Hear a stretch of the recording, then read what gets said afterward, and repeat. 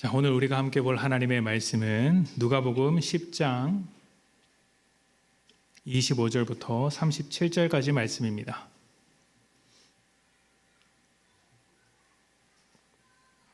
누가복음 10장 25절부터 37절까지 말씀. 좀 긴 말씀인데요. 우리 함께 교독하도록 하겠습니다. 누가복음 10장 25절부터 27절까지 말씀입니다. 교독합니다. 어떤 율법 교사가 일어나 예수를 시험하여 이르되 선생님, 내가 무엇을 하여야 영생을 얻으리이까? 예수께서 이르시되 율법에 무엇이라 기록되었으며 내가 어떻게 읽느냐? 대답하여 이르되 내 마음을 다하며 목숨을 다하며 힘을 다하며 뜻을 다하여 주 너의 하나님을 사랑하고 또한 내 이웃을 내 자신같이 사랑하라 하였나이다. 예수께서 이르시되 내 대답이 옳도다. 이를 행하라. 그러면 살리라 하시니. 그 사람이 자기를 옳게 보이려고 예수께 여짜오되 그러면 내 이웃이 누구니이까? 예수께서 대답하여 이르시되 어떤 사람이 예루살렘에서 여리고로 내려가다가 강도를 만나매 강도들이 그 옷을 벗기고 때려 거의 죽은 것을 버리고 갔더라. 마침 한 제사장이 그 길로 내려가다가 그를 보고 피하여 지나가고 또 이와 같이 한 레위인도 그곳에 이르러 그를 보고 피하여 지나가되 어떤 사마리아 사람은 여행하는 중 거기 이르러 그를 보고 불쌍히 여겨 가까이 가서 기름과 포도주를 그 상처에 붓고 싸매고 자기 짐승에 태워 주막으로 데리고 가서 돌보아 주니라. 그 이튿날 그가 주막 주인에게 데나리온 둘을 내어주며 이르되 이 사람을 돌보아 주라. 비용이 더 들면 내가 돌아올 때에 갚으리라 하였으니 내 생각에는 이 세 사람 중에 누가 강도 만난 제 이웃이 되겠느냐. 함께 봉독합니다. 이르되 자비를 베푼 자니이다. 예수께서 이르시되 가서 너도 이와 같이 하라 하시니라. 아멘. 오늘 말씀은 너무 잘 아는 말씀이죠. 여러 가지 문학 작품이나 영화로 만들어지고 또 사마리아인의 법이라고 해서 이 이야기를 바탕으로 법이 만들어질 정도로 유명한 이야기입니다. 강도당한 사람이 한 사람 있었는데 제사장과 레위인은 그냥 지나갔고 사마리아 사람 하나가 와서 끝까지 도와주었다는 우리가 너무 잘 알고 있는 이야기입니다. 자, 누가 잘했죠? 사마리아 사람이 잘했죠. 그래서 우리는 이 사마리아 사람이 어떻게 했는가에 대해서 주목하기 쉬운데 오늘은 제사장과 레위인 그리고 사마리아 사람까지 종합해서 말씀을 좀 나누었으면 좋겠습니다. 자, 이 이야기는 율법 교사가 예수님을 곤란하게 하려고 시험하는 것에서부터 시작되는 이야기입니다. 누가복음 10장 25절부터 28절인데요. 제가 다시 한번 읽겠습니다. 어떤 율법 교사가 일어나 예수를 시험하여 이르되 선생님, 내가 무엇을 하여야 영생을 얻으리이까? 예수께서 이르시되 율법에 무엇이라 기록되었으며 네가 어떻게 읽느냐? 대답하여 이르되 내 마음을 다하며 목숨을 다하며 힘을 다하며 뜻을 다하여 주 너의 하나님을 사랑하고 또한 내 이웃을 내 자신같이 사랑하라 하였나이다. 예수께서 이르시되 내 대답이 옳도다. 이를 행하라. 그러면 살리라 하시니. 아멘. 자, 예수님과 율법 교사가 서로 동의하는 부분이 있죠. 서로 똑같은 이야기를 하는 대목이 있습니다. 하나님을 사랑하고 이웃을 사랑하라. 이것이 율법의 핵심이다. 율법을 한마디로 요약한다면 이 말로 요약할 수 있다라고 예수님과 율법 교사 모두 동의했습니다. 그러면 차이점은 무엇일까요? 그 사랑의 대상이 누구냐 하는데 차이점이 있습니다. 일단 하나님을 사랑하라는 말씀에는 아무 이견이 없을 것입니다. 율법 교사나 예수님 모두 똑같이 하나님을 사랑해야 한다 이렇게 이야기를 하겠죠. 그렇다면 차이는 이웃이 누구냐, 이웃을 사랑해야 하는데 그 이웃이 누구냐 하는데 달려 있는 것입니다. 자, 율법 교사는 이웃을 사랑하라는 말씀 앞에서 누가 자신의 이웃인지를 물었습니다. 자, 이 말씀이 예수님을 시험에 빠뜨리려고 던진 질문에서부터 시작되었다는 것을 잊으시면 안 됩니다. 정말 내 이웃이 누구인지를 물어보려고 혹은 진리가 무엇인지 예수님께 가르침을 얻으려고 질문을 던진 게 아니라 예수님께서 대답을 하시면 그것을 꼬투리 삼아서 예수님을 공격하든지 아니면 자기를 더 높이려고 이렇게 질문을 던졌다는 것이죠. 그래서 29절에 보면 율법 교사는 자기를 옳게 보이려고 질문을 던졌다, 이렇게 기록되어 있습니다. 이웃을 돕기 위한 질문이 이웃이 아니라 자기를 드러내기 위한 질문이었다는 것이죠. 자기를 위한 질문, 자기의 의로움을 사람들 앞에 온전히 드러내기 위해서 하신 이야기라고 할 수 있습니다. 자, 만약 예수님께서 그에게, 그러니까 율법교사에게 너의 이웃은 이런 사람이다라고 말을 했다면 어떻게 될까요? 아마 그 주변에 있는 이웃, 살고 있는 그 이웃을 말씀하셨다면 어떻게 되었을까요? 율법교사는 당연히 잘하고 있었을 것입니다. 성경에서 율법교사나 사두개인이나 서기관, 바리새인들을, 대제사장들을 조금 부정적으로 묘사해서 우리가 그들의 삶을 조금 폄하하는 일이 없지 않아 있지만 사실 그들은 굉장히 검소하고 도덕적이고 율법을 지키려고 애를 썼던 사람들입니다. 물론 권력의 최상부층으로 갈수록 좀 부패한 모습들이 많이 있었지만 바리새인들 같은 경우에는 그들을 비난하면서 그들과 같지 않으려고 굉장히 노력했던 사람들 중에 하나였습니다. 그래서 어떤 학자들은 바리새인과 예수님의 공통점이 굉장히 많다라고 할 정도였습니다. 물론 그 핵심으로 들어가면 완전히 다르죠. 예수님의 가르침과 바리새인의 가르침은 절대 같지 않습니다. 자, 어찌되었든 예수님께서 너의 이웃이 어떤 사람이다라고 말씀하시면 이미 이 율법학자는 그 사람에 대해서 충분히 의롭게 사랑을 나눠줄 만큼 의롭게 잘하고 있었을 것입니다. 그러면 예수님의 칭찬도 당연한 것이 되고 사람들로부터도 칭송을 받게 되겠죠. 또 분위기에 따라선, 하기에 따라서는 예수님과 같은 수준에 올라서 대중적인 지지를 받게 될지도 모릅니다. 예수님께서 인정할 정도로, 이 유명한 선지자 예수가 인정할 정도로 의로운 사람이구나, 너야말로 하나님의 거룩한 자녀다, 이런 인정을 받게 되겠죠. 자, 그런데 그가 기대했던 것과 달리 예수님은 질문 자체를 완전히 바꾸어서 대답을 하십니다. 완전히 다른 이야기를 꺼내신 것입니다. 그것이 강도 만난 자의 이웃은 누구인가? 우리가 알고 있는 사마리아 사람에 대한 이야기입니다. 한 사람이 쓰러져 있습니다. 유대인으로 보이는 이 사람은 강도를 만나서 피를 흘리고 있으며 그냥 내버려 두었다가는 곧 죽을 것 같은 그런 위험한 사람입니다. 아주 심각한 위기죠. 이 사람 주변에 제사장이 지나갔으나 제사장이 그를 건드리지 않고 피해갔고 레위인이 지나갔으나 그도 피해갔습니다. 그렇게 이제 절체절명의 위기 속에서 죽어가고 있을 때 사마리아 사람이 그 사람을 보살펴 주었고 끝까지 책임져 주었습니다. 자, 제사장과 레위인은 왜 그 사람을 피해서 지나갔을까요? 이 사람들은 거룩한 하나님의 사람으로서 이미 인정을 받고 있었던 사람들이었습니다. 또 율법에 따라서 보면 피를 만지거나 시체를 가까이 해서는 안 된다고 이렇게 기록되어 있습니다. 다시 말하면 그 사람을 만져서는 안 된다는 것이죠.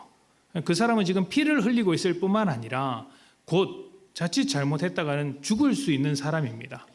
그러면은 그 사람을 도와주었다가 나중에 그 사람이 죽어버리면 이제 시체를 만진 것이 되지 않습니까? 그런데 제사장과 레위인은 그 사람이 죽었는지 살았는지 알 수가 없으니까 시체를 만지고도 회개할 수 있는 기회, 정결하게 될 수 있는 기회를 모두 날려버리는 것이죠. 그래서 그렇게 될 바에는 율법을 지키는 것이 훨씬 낫겠다 싶어서 그냥 그를 내버려두고 그냥 지나간 것입니다. 그러니까 피를 흘리며 죽어가는 사람을 보고도 돕지 않은 것은 율법을 지키기 위해서 그랬다라고 말할 수 있었던 것이죠. 반면 사마리아 사람의 입장은 어떨까요? 당연히 제사장이나 레위인과는 좀 달랐겠죠. 처음에 우리가 이 사람을 유대인이라고 지목하지는 않았지만 유대인처럼 보이는 한 사람이라고 말씀을 드렸지 않습니까? 유대인이라는 기록은 없지만 아마 그럴 것 같습니다. 그렇기 때문에 예수님께서 일부러 사마리아 사람을 꺼내서 이야기를 하신 거예요. 자, 사마리아인은 이스라엘 사람들, 유대인들에게 더러운 사람 취급을 받았습니다. 지나가기만 해도 개처럼 취급을 받고 욕을 들었으며 때로는 죽기 직전까지 매질을 당하기도 했습니다. 멸시와 핍박을 받았죠. 물론 사마리아 사람도 이스라엘 사람들을 그렇게 생각을 했습니다. 서로 원수 관계였습니다. 이것은 역사적으로 또 종교적으로 아주 복잡한 이야기인데 어찌되었든 서로 원수 관계로서 취급도 안 하고 상종도 안 하는 관계였던 것이죠. 그런데 마침 그 원수같이 여기던 한 사람이 길바닥에 쓰러져 죽어가는 것을 보게 된 것입니다. 그러면 어떻게 해야 할까요? 어떻게 하고 싶을까요? 그냥 모른 척하고 넘어가고 싶은 마음이 불쑥불쑥 들지 않습니까? 살다 보면 우리가 그럴 때 있지 않습니까? 정말 꼴 보기 싫은 사람이 있어서 길 가다가 넘어졌으면 좋겠다. 저 사람이 무슨 일을 하는데 너무 속상하다. 그래서 저 사람 하는 일이 다 안 되었으면 좋겠다라는 마음을 저만 가지고 사나요? 아니시죠? 목사를 좀 살려주십시오. 여러분도 살다가 한두 번쯤 그런 생각을 해봤다라는 이야기를 해주셔야 제가 마음 편하게 말씀을 전합니다. 자, 목사 살자고 성도를 나쁜 사람 만드는 그렇습니다. 어찌됐든 그런 마음이 들 때가 있습니다. 사마리아 사람도 그렇게 생각할 수 있는 거예요. 나를 괴롭히고 우리 민족의 원수 정말 괴롭히는 저 사람을 그냥 못 본 척하고 지나가도 누구 하나 뭐라고 할 사람이 없는 상황이었던 것이죠. 자, 거룩한 제사장과 레위인 그리고 사마리아 사람은 각자 나름대로의 한계와 경계선을 가지고 있었습니다. 제사장과 레위인은 거룩이라는 이름의 종교적인 경계선 그리고 율법이라는 한계를 가지고 있었고 사마리아 사람은 어떤 역사적, 민족적인 깊은 감정의 골 그리고 원수관계라는 그 한계와 경계선을 가지고 있었습니다. 레위인과 제사장은 한계에 갇혀서 그 경계선 너머에 있는 사람을 돌아보지 않았습니다. 반대로 사마리아 사람은 역사적인, 민족적인 그 경계선을 뚫고 이스라엘 사람을 돌보아 주었습니다. 누가 하나님을 사랑하고 사람을 사랑하는 사람일까요? 당연히 사마리아 사람이겠죠? 어떻게 그것이 가능했습니까? 한계를 뚫고 나아갔기 때문입니다. 경계선을 넘어서 다가갔기 때문이죠. 한계나 경계선을 뚫고 지나가는 것이 굉장히 어렵고 두려운 일임에도 불구하고 사랑으로 나아간 것이죠. 예수님은 지금 이 말씀을 하고 계신 것입니다. 사랑으로 우리의 한계를 깨트리라.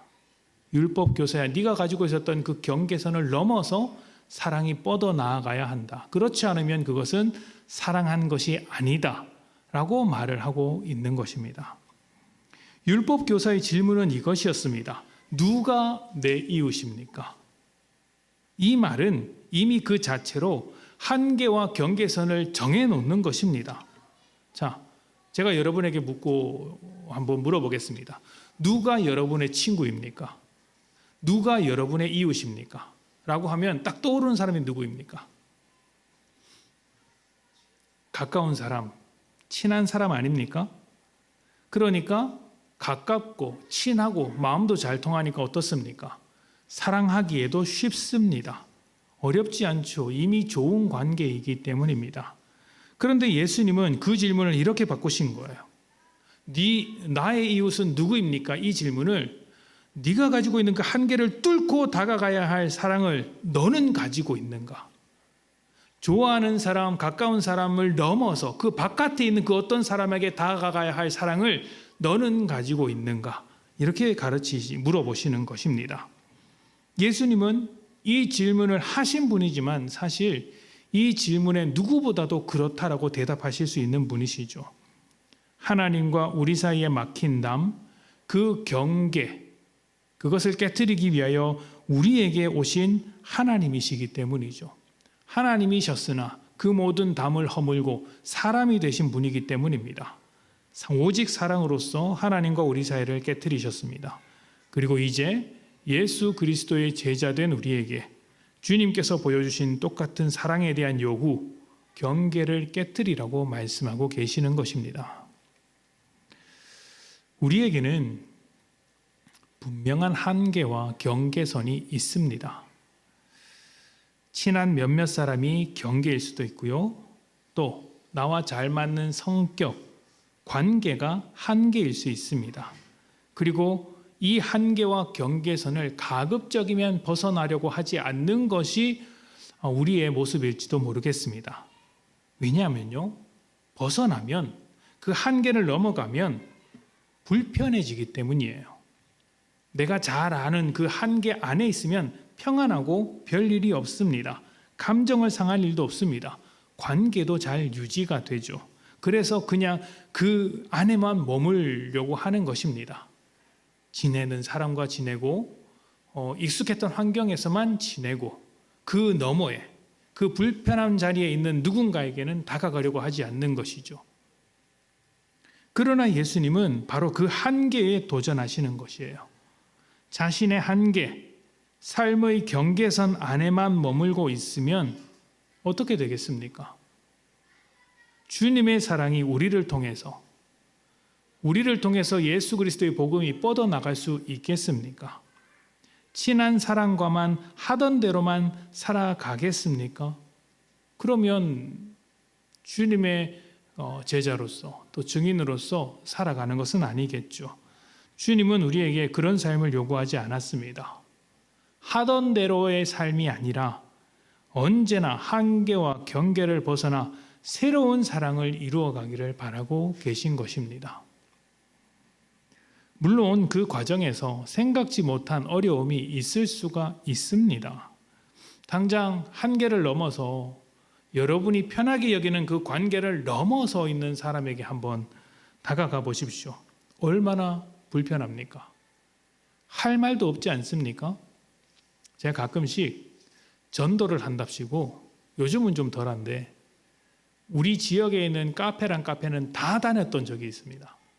그러면 일부러 손님들이 없을 때 아침 시간이나 이렇게 점심 먹고 사람이 빠졌을 때 찾아갑니다. 프랜차이즈 같은 곳은 사람이 자주 왔다 갔다 하기 때문에 힘들지만 개인 카페는 그래도 대화할 시간이 있거든요. 그러면 일부러 이제 만들기 어려운 메뉴를 하나 주문해 놓고 대화를 툭툭 던지는 거예요. 근데 제가 대화를 길게 교회 안에서 하는 대화가 아니고 교회 밖에서 나가서 대화를 할 때 제가 할 말이 없습니다. 왜냐하면 저는 그냥 교회 안에서 사는 사람이잖아요. 그 일반 직장이나 사회 경제 문제도 잘 모르고 기껏해야 자녀를 키우는 문제인데 그것도 뭐 할 말이 별로 없어서 한두 마디 던지면 할 말이 없는 거야. 그러면 그런 생각이 듭니다. 괜히 말을 붙였나. 침묵이 어색하게 흐르죠. 근데 그렇다고 해서 나아가지 않으면 어떻게 되겠습니까? 복음은 막히게 됩니다. 어색함과 당황스러움, 불편함이 찾아올 수 있습니다. 또 예상하지 못했던 여러 가지 사건들이 벌어질 수 있죠. 그럼에도 불구하고 우리는 그 한계를 깨트리고 나아가야 한다. 우리에게 그런 사랑이 있는가? 주님께서 묻고 있는 것입니다. 복음은 확장되어야 하고 사랑은 한계를 넘어서 누구에게나 뻗어 나아가야 하기 때문에 정해두지 않은 이웃에게도 달려갈 수 있는 사랑이 우리에게 있는가 물어보시는 것이죠. 우리는 조금씩 복음을 전하기 위해서 노력을 해야 합니다. 거리로 나가서 사람을 만나는 것도 필요하고요. 또 삶에서 사람들을 만날 필요가 있습니다. 그런데 그렇게 전진할 때 경계와 한계가 어디까지 그어져 있습니까?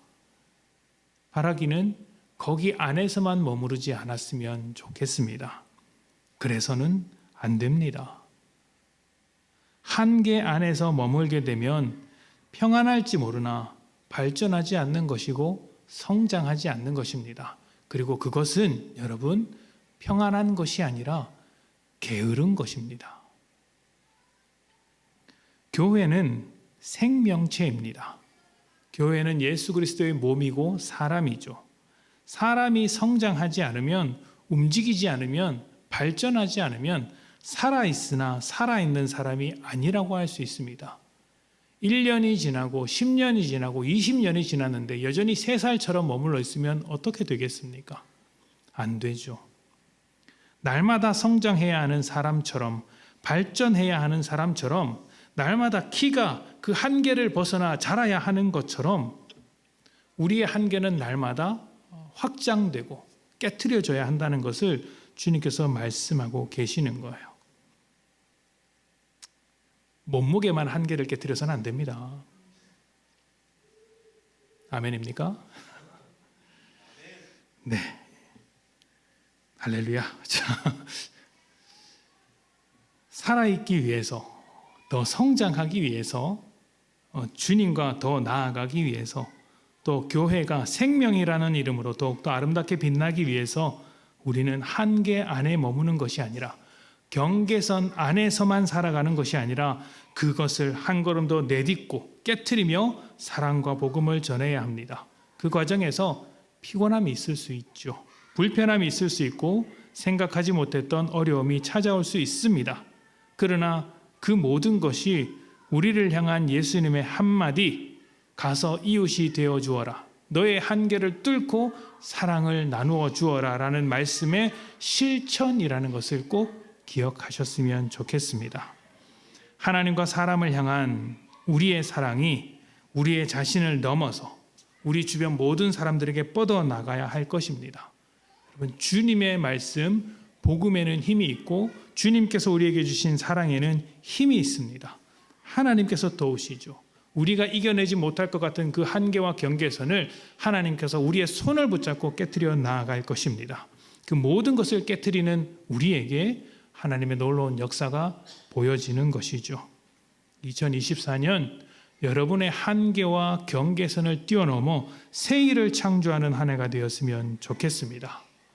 우리 주변에 있는 모든 사람들이 우리를 통하여서 예수라는 이름을 듣게 되기를, 이름을 듣는 것을 넘어서 주님의 그 놀랍고 크신 사랑을 경험하게 되기를, 그리고 경험하는 것을 넘어서 예수의 몸된 공동체로 하나가 되기를 축복합니다. 아멘.